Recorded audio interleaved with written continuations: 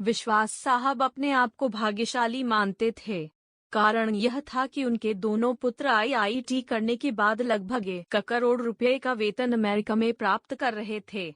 विश्वास साहब जब सेवानिवृत्त हुए तो उनकी इच्छा हुई कि उनका एक पुत्र भारत लौट आए और उनके साथ ही रहे, परंतु अमेरिका जाने के बाद कोई पुत्र भारत आने को तैयार नहीं हुआ। उल्टे उन्होंने विश्वास साहब को अमेरिका आकर बसने की सलाह दी।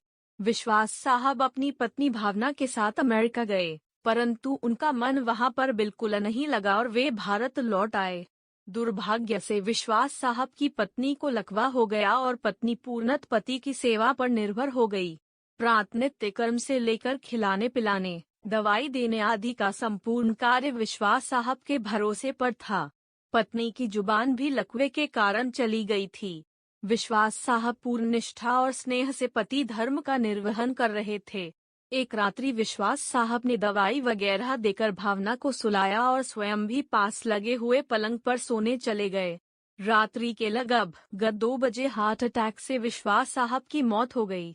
पत्नी प्रातः 6 बजे जब जागी तो इंतजार करने लगी कि पति आकर नित्य कर्म से निवृत्त होने में उसकी मदद करेंगे। इंतजार करते करते पत्नी को किसी अनिष्ट की आशंका हुई। चूंकि पत्नी स्वयं चलने में असमर्थ थी, उसने अपने आप को पलंग से नीचे गिराया और फिर घसीटते हुए अपने पति के पलंग के पास पहुंची।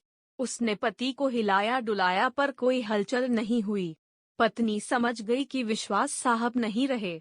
पत्नी की जुबान लकवे के कारण चली गई थी, अत किसी को आवाज देकर बुलाना भी पत्नी के वश में नहीं था।